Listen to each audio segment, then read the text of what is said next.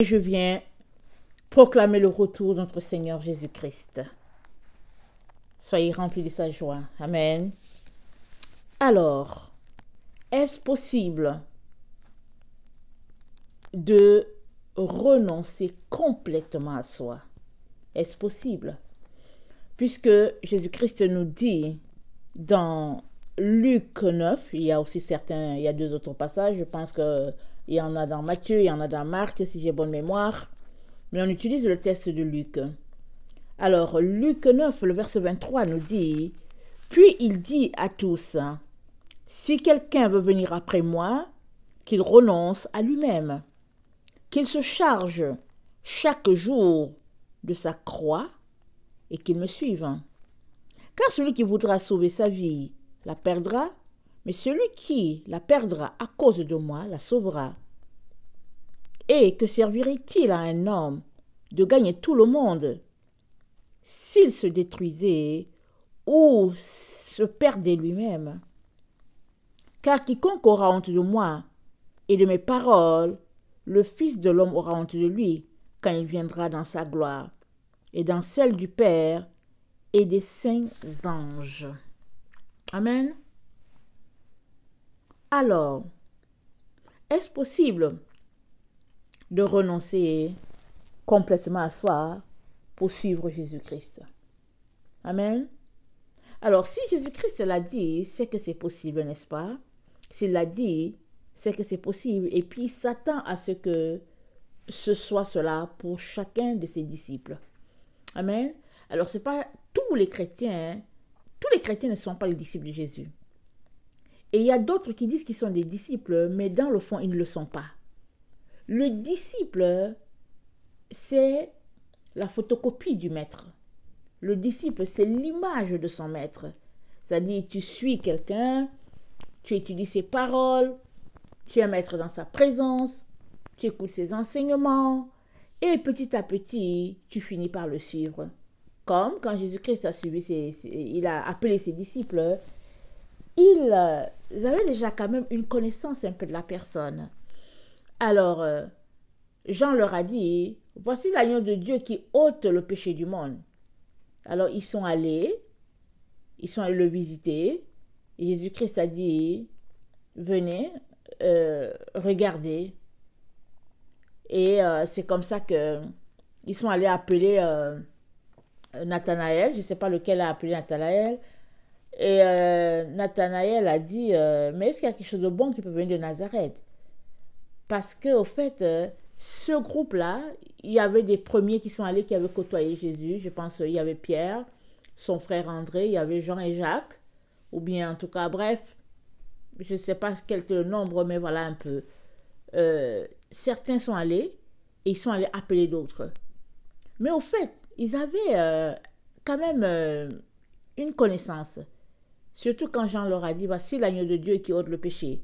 Et ils avaient une connaissance parce que c'est aussi un groupe qui cherchait.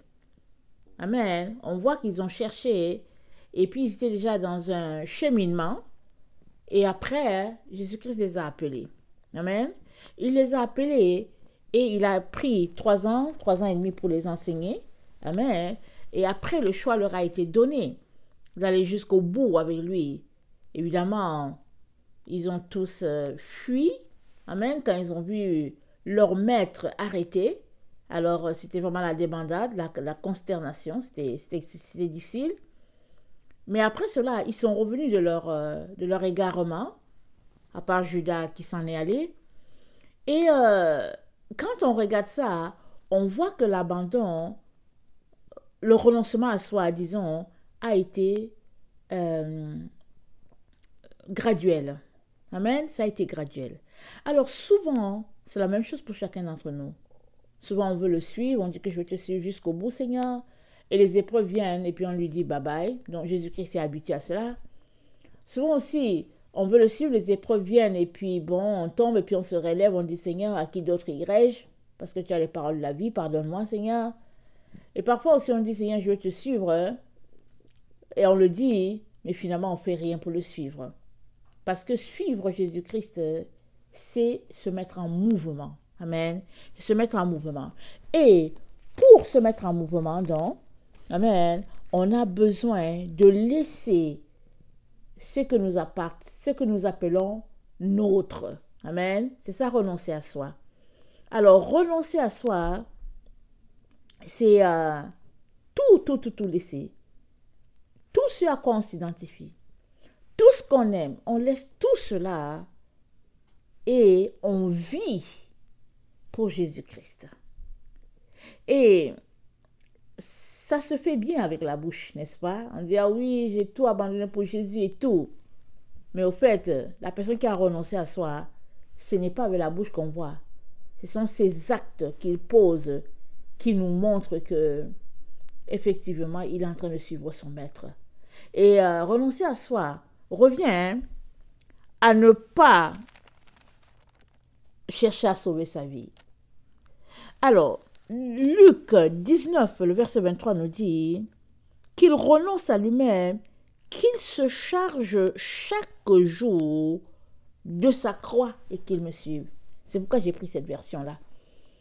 Qu'il se charge chaque jour. Alors, renoncer à soi, c'est un abandon de chaque jour. Parce que quand tu te lèves et que tu vois que tu es encore dans ce monde, tu dis merci Seigneur parce que je suis debout.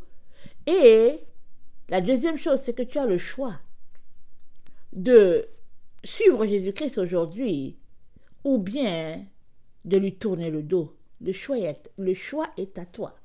Le Père est disponible pour t'aider à continuer la marche avec lui. Si tu dis, ok, moi c'est Jésus ou c'est rien, d'accord. Les anges sont là, le Saint-Esprit est là, tout le monde est là. Mais si il arrive que tu t'arrêtes pour dire, il faudra que je sauve ma vie, alors, à partir de ce moment précis, tu es en train de renoncer à Jésus. Regardez le verset 24, Jésus-Christ dit, « Car celui qui voudra sauver sa vie, la perdra. » C'est-à-dire que tu arrives dans une situation où, ok, tu as laissé sur Jésus, tu arrives dans une situation où, il faut manger. Tu es là, tu te dis, mais qu'est-ce qu'il faut faire? Jésus-Christ m'a appelé à le servir complètement à 100%. Tout allait bien jusqu'à présent. Et là, je ne sais pas comment faire, où aller, parce que finalement, j'ai perdu mon appartement et tout, qu'est-ce qu'il faut faire? Alors, soit tu restes dans l'appartement parce que tu as cherché la face de Jésus et tu as dit, reste là, je vais pourvoir. Soit il te dit, bon voilà, donc il faut partir, tu ne sais pas où partir, tu prends tes affaires, tu pars, tu vas habiter sous un arbre peut-être, etc. Alors dans une telle condition, tu peux dire, il faut que je sauve ma vie, il faut quand même que j'aille travailler à quelque part parce qu'il faut que je vive. À partir du moment où tu décides d'aller sauver ta vie, tu es en train de renoncer à Jésus. Parce que Jésus-Christ t'a appelé à le servir, à le suivre à 100%. Et quand il t'a appelé, il ne t'a pas dit d'aller travailler dans cette usine, dans cette ferme-là, le temps de te mettre à 100% à son service. Il t'a juste dit, je t'ai appelé, sois à 100% à mon service. Amen. Si c'est ta condition, bien sûr. Ok, je prends un exemple. Alors, renoncer à soi revient tout simplement à ne plus considérer tout ce qui était important pour toi, mais maintenant à considérer les intérêts du maître. Amen. Et nous savons tous que tout un chacun, si tu es un être humain, tu aimerais conquérir le monde. Pourquoi? Parce que Dieu a mis ça en nous. Quand il a créé Adam et Ève, il a dit, remplissez, assujettissez la terre. Il a dit cela. Donc c'est ancré en l'être humain de pouvoir prendre possession de la terre. Mais n'oublions pas que tout a été corrompu. Amen. Quand le diable les a infectés, tout a été corrompu. Si bien que nos pensées sont corrompues, tout est corrompu. Alors, nos pensées ne vont plus dans le sens de Dieu depuis le péché originel. Et renoncer à soi revient à épouser les pensées de Jésus-Christ, à nous détourner de ce que nous, on pense que ça a de la valeur, et d'épouser les pensées de Jésus. Et Philippiens 3,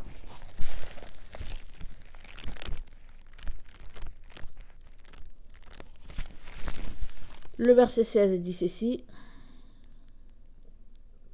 Attendez. Seulement, au point où nous sommes parvenus, marchons d'un même pas. Soyez tous mes imitateurs, frères, et portez les regards sur ceux qui marchent selon le modèle que vous avez en nous. Ok? Alors, Paul nous dit, marchons d'un même pas. Mais quel pas? Parce que ce Paul-là, c'est celui qui persécutait les chrétiens. Amen? Il a persécuté les chrétiens. Et aujourd'hui, il a tourné, amen, sa veste contre les pharisiens. Et il dit aux gens qui sont en train de l'écouter, marchons d'un même pas. C'est-à-dire, marchons à 100% avec Jésus-Christ. C'est la seule manière de pouvoir terminer ta course, au fait. Alors, très souvent, on accorde à Jésus un 95%, n'est-ce pas? On lui accorde souvent un 90%, souvent on lui accorde même un 98, 99%, mais on veut retenir le 1%. Jésus-Christ aimerait que tu saches que le 1% que tu retiens là, c'est ça qui va t'emporter loin de lui. Il faut que tu saches cela. Le 1% que tu retiens pour dire que, oh non, mais ça c'est quand même mon petit plaisir à moi, et que bon, après tout, et puis toutes sortes d'explications, de justifications. Ce 1% là, qui te sépare de Christ, est cette même chose là qui t'emportera loin de lui. Il nous revient donc de tout faire pour nous assurer que c'est notre 100% qu'on a donné à notre Seigneur Jésus-Christ. Qu'il n'y ait rien qui nous retienne. Pas notre époux, pas notre épouse, pas nos enfants, pas notre carrière, de toutes les manières. Quand tu suis Jésus-Christ à 100%, tu n'as plus de carrière. Jésus-Christ, c'est ta carrière. Jésus-Christ, c'est ton tout. Amen, c'est ton tout. Alors, regardons Colossiens 1, le verset 17 à 23. Colossiens 1, excusez-moi, le verset 17 à 23. Colossiens 1.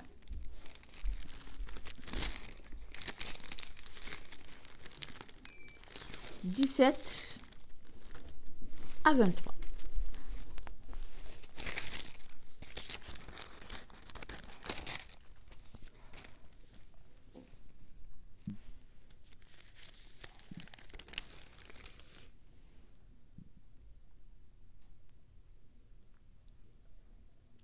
Il est avant toute chose, et toute chose subsiste en lui.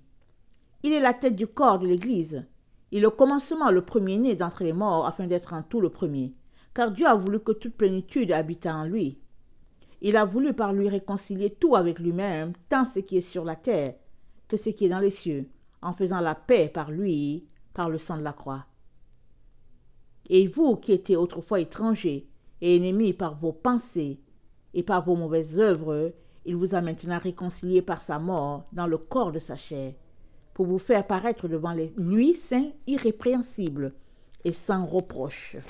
Si du moins vous demeurez fondés, inébranlables dans la foi, sans vous détourner de l'espérance de l'évangile que vous avez entendu, qui a été prêché à toute créature sous le ciel, et dont moi, Paul, j'ai été fait ministre.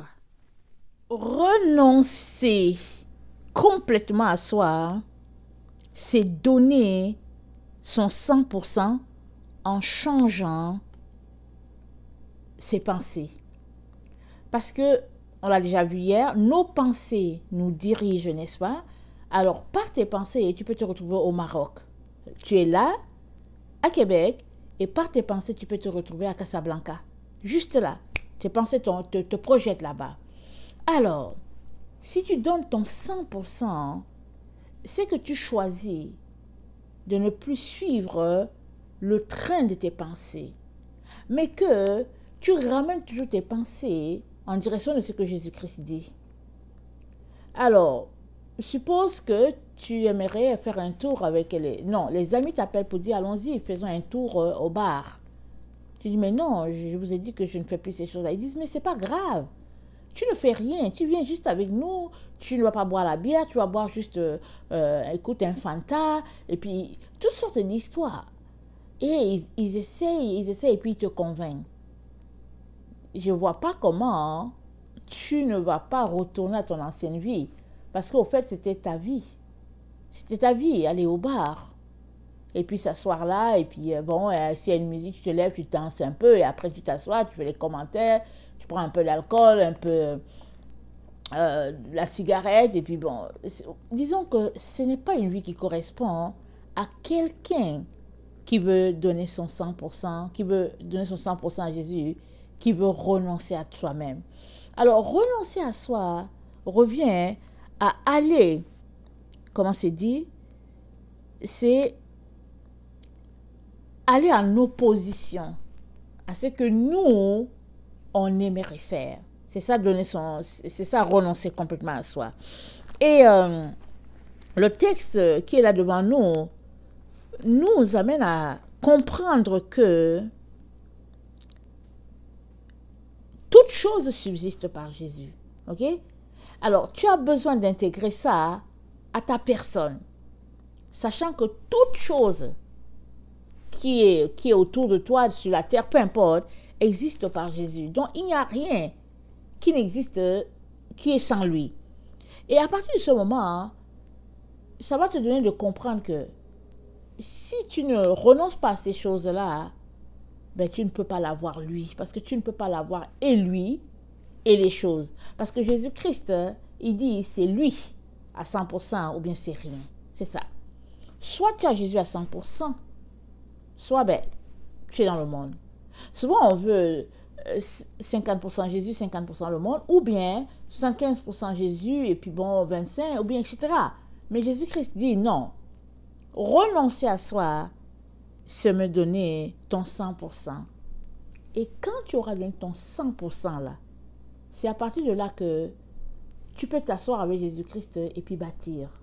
C'est à partir de là que Jésus peut te confier des choses. Vous savez, on ne confie pas les choses à un étranger. On ne confie pas les choses à quelqu'un qui est là, qui tergiverse. Tu ne lui confies pas les choses parce que ce serait donner, ce serait jeter ses perles à un pourceau. C'est ça que ça veut dire. Ça ne vaut pas la peine. Assure-toi que cette personne est à 100% avec toi. Qu'elle te soutient dans tes idées, dans ton projet, dans tout ce que tu fais. Alors, donne ta confiance. Sinon, retiens-toi. C'est ça que Jésus-Christ est en train de nous dire. Alors, Philippiens, on continue dans Philippiens 3, là. Philippiens 3. Le verset, on était au verset 7.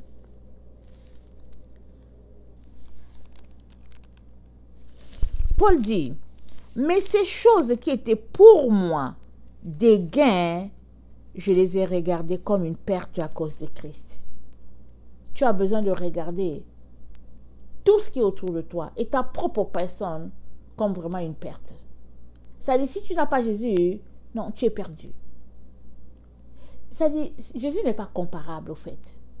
Il faut que tu le places lui et lui seul. Et là, tu vas commencer à saisir plein de choses parce que il peut te confier plus. Et toi-même, parce que tu veux le 100%, parce que tu investis tout en Jésus, alors tu vas enlever toutes les choses ténébreuses. Et moins de ténèbres, ça veut dire plus de lumière, n'est-ce pas? Et Paul dit, et même, le verset 8, je regarde toutes choses comme une perte à cause de l'excellence et de la connaissance de Jésus-Christ, mon Seigneur, pour lequel j'ai renoncé à tout, et je les regarde comme de la boue, afin de gagner Christ.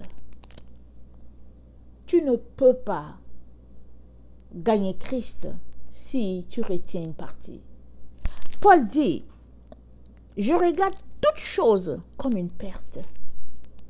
à cause de l'excellence de la connaissance de Christ. C'est-à-dire, il veut connaître Jésus. Il veut connaître tout ce qui concerne le Seigneur.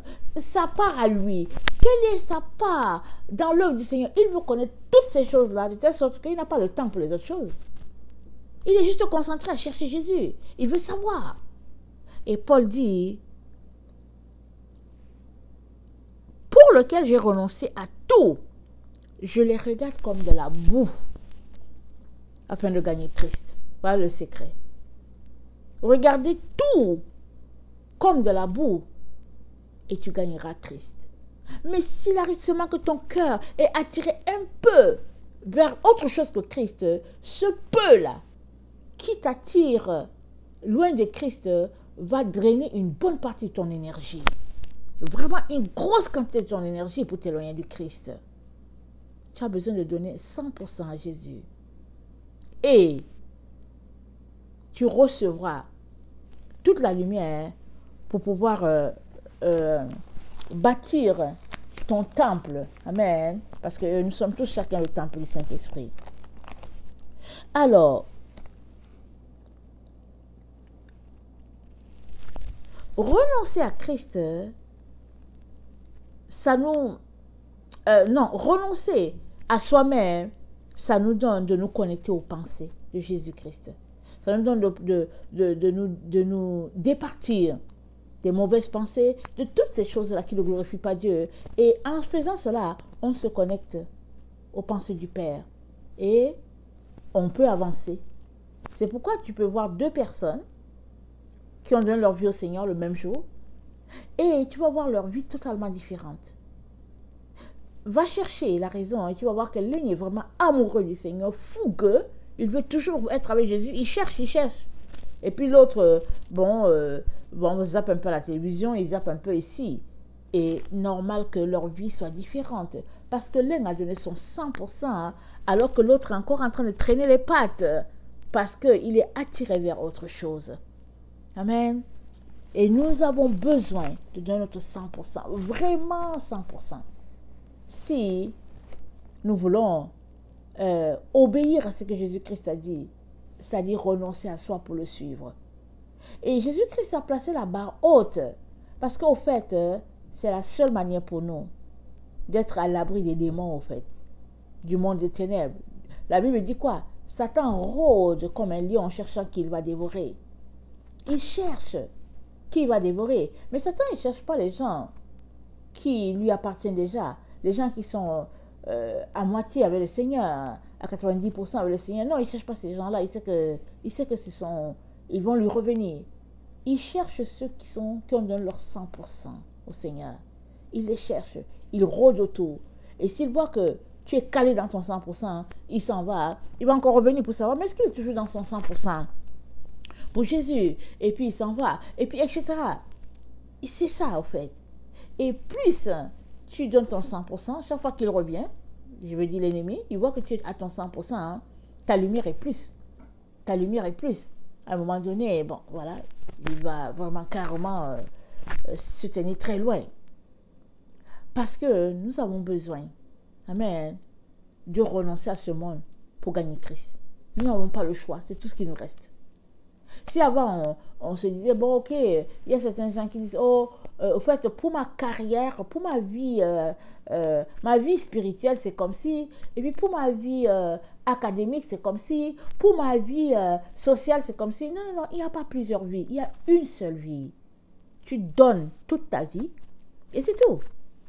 Alors, le tout est contenu dans le fait que tu as renoncé à toi-même pour Jésus-Christ.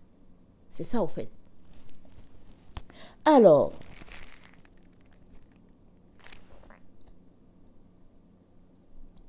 Apocalypse 22, le verset 14. Attendez. Apocalypse 22, le verset 14. Ça dit ceci. Heureux ceux qui lavent leurs robes afin d'avoir droit à l'arbre de vie et d'entrer par les portes dans la ville. Dehors, les chiens, les enchanteurs, les impudiques, les meurtriers, les idolâtres et quiconque aime et pratique le mensonge.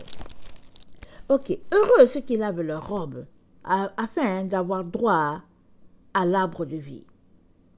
Paul, il a lavé sa robe. Il dit qu'il a regardé toutes les autres choses comme de la boue, comme de la saleté pour gagner Christ. Ça veut dire que pour lui, là, il n'y avait rien d'autre. C'est-à-dire, tout ce qui existait, c'est Christ. Parce qu'on connaît la vie de Paul. Il persécutait les chrétiens. Il partait les tuer. Et Jésus-Christ lui a dit, il te sera dur de régimber contre les aiguillons, Saul. Mais nous n'avons pas besoin d'attendre que Jésus-Christ vienne nous dire, il te sera dur de régimber contre les aiguillons pour renoncer à nous-mêmes. Nous n'avons pas besoin de cela. Paul est déjà un exemple. Et Paul a été appelé par le Seigneur Jésus-Christ pour répandre l'évangile dans le milieu des païens et nous amener à Christ. Mais aujourd'hui que nous disons que nous sommes avec Christ, que nous marchons avec lui, ça fait 10 ans, ça fait 20 ans, ça fait 30 ans. Hein? Pourquoi sommes-nous encore attirés vers les choses du monde? Que faisons-nous encore là-bas?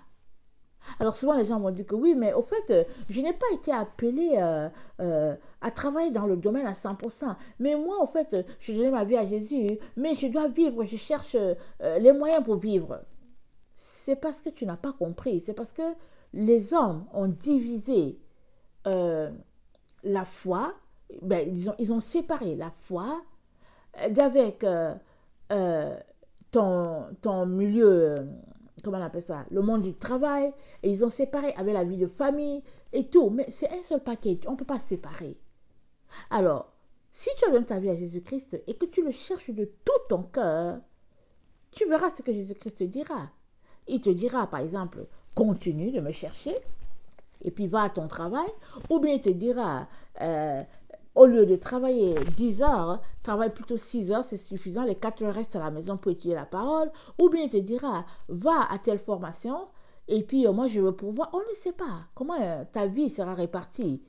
Amen. Mais c'est Jésus-Christ seul qui devrait te dire comment la gérer, afin que ton renoncement soit total, ton renoncement à ta propre personne soit total. Amen. Et aussi, il y a beaucoup d'enfants de Dieu qui n'ont pas expérimenté le Saint-Esprit. C'est-à-dire, leur vie est clopin-clopant parce que le Saint-Esprit est un peu de côté. Alors souvent, donner son 100% à Christ fait que tout de suite là, l'Esprit de Dieu nous remplit. Parce que l'amour, il est grandiose et le Saint-Esprit vient prendre toute la place. Ceci pour dire que souvent, quand on n'a pas de notre 100%, cette chose-là pour laquelle on retient le 10%, c'est cette chose-là qui bloque le Saint-Esprit, au fait. Suppose que tu as donné 90% et que les autres 10%, c'est parce que tu ne veux pas tout laisser pour ton Seigneur. C'est parce que tu aimes tellement aller faire... du patinage artistique que tu te dis non, je ne veux pas donner ça. Alors, cette partie-là que tu ne donnes pas se dresse entre Jésus-Christ et toi. Alors, c'est de tout donner au Seigneur et tu verras ce qu'il te dira. Il te dira, c'est moi qui t'ai donné cet art-là, continue de le pratiquer. Ou bien il te dira, écoute, fais-le maintenant pour le plaisir seulement, pour ton plaisir personnel et non pour gagner de l'argent. On ne sait pas comment il dirige chacun. Mais tout cela pour dire que ne pas renoncer à soi-même à 100%, c'est au fait être une propre entrave à notre vie avec Dieu. Parce que seuls ceux qui ont donné leur 100% se retrouveront de l'autre côté avec Dieu le Père. Alors, soit tu l'as compris quand tu as donné ta vie à Jésus-Christ, soit cela t'a été mal expliqué et tu traînes à donner ton 10% là, restant à Dieu, tu traînes. Tu as besoin de donner ton 10%. Parce que Jésus-Christ, ce n'est pas par pitié qu'il nous a sauvés. Et il ne cherche pas notre pitié. Il y a des gens qui se comportent comme si Jésus-Christ cherche notre pitié. Non. Il cherche les gens qui vont l'aimer à 100%, c'est tout. Si tu n'es pas prêt à l'aimer, c'est correct. Reste là où tu es. Mais tu auras les conséquences. Chacun a les conséquences. Que tu l'acceptes à 100% ou que tu l'acceptes à 90%, il y a des conséquences. Et quand les conséquences viendront, ne nous plaignons pas. Mais le Seigneur Jésus-Christ nous aime tellement qu'il nous dit que si il nous dit, à quoi cela te sert-il de dépenser ton énergie, de faire tout ce que tu fais là, si à la fin, tu perds ton âme? Il est en train de te dire, la priorité des priorités, c'est la vie pour ton âme. C'est ça qu'il est en train de dire. Alors si cette vie-là, si avoir la vie-là nécessite que tu sois un clochard, alors il dit, sois un clochard. C'est ça qu'il est en train de te dire. Si avoir cette vie-là nécessite que tu ne sois rien et que les gens te méprisent, il dit, laisse-toi mépriser. C'est ça qu'il est en train de te dire. Parce que tu ne peux pas en même temps aimer être apprécié et en même temps aimer, je veux dire, être apprécié, ou bien tu ne peux pas en même temps avoir l'écran tourné sur toi et en même temps que cet écran soit tourné sur Jésus. Soit on te voit, soit c'est Jésus-Christ qui est vu en toi. Et ça, c'est un choix personnel. Et ça, c'est un engagement de tous les jours. Et ça, c'est une décision claire et nette qu'on ne revient pas dessus. Mais c'est à toi de décider. C'est à toi de choisir ce chemin-là. Et Jésus-Christ t'y encourage. Parce que tous ceux-là qui lui ont donné leur vie, à 100%, il leur garantit la protection. À 100%. Quand le déluge est venu, Noé a été protégé. Lui et toute sa famille. Parce que Dieu protège les siens. Dieu, il est engagé. Il est un père pour les siens. Mais si toi, tu es en train de jouer à cache-cache en te disant que, ok, oui, Jésus, je t'aime, et que par derrière, tu fais autre chose, il te dit, sors de là. Il t'encourage fortement à quitter cette manière de, ce mode de penser là. Il te dit, sors de là. Ce n'est pas ton avantage. Ça va te détruire. Alors, attendez. Ça va te détruire. Et il dit, dehors les chiens, les enchanteurs, les impudiques, les meurtriers, les idolâtres, et quiconque aime et pratique le mensonge. Vous savez, le mensonge, ce n'est pas juste de dire, hey, tu sais, je viens de parier alors que tu n'as pas bougé. Ça, c'est un mensonge clair et net, que, bon, voilà, tu viens de mentir. Mais il y a cet autre type de mensonge-là qui est tout simplement subtil. Tu dis que tu es chrétien alors que dans le fond, tu es en train de mentir. Parce que tu es chrétien parce que tu as donné 60% à Jésus. Les 40%, c'est pour qui? C'est pour le diable. Alors, comment peux-tu être chrétien? Alors, le mensonge, c'est dire une chose alors que le faire est différent. Le mensonge, c'est que ce que la bouche dit, ça ne cadre pas avec ce que nous faisons. Les deux ne matchent pas. Parce que la vérité, c'est, tu dis une chose, tu fais la chose, et puis quand tu viens mettre, ça colle parfaitement. Et le Seigneur est en train de nous dire que si nous continuons dans cette double vie-là, disant que, bon, on suit Jésus-Christ alors que dans le fond, on ne le suit pas, ou bien on le suit à 75% alors que le 25% n'est pas à lui, il dit, si on continue dans cette vie-là, on sera jeté dehors. Parce que l'intérieur du palais, c'est juste pour les gens qui ont choisi le 100%.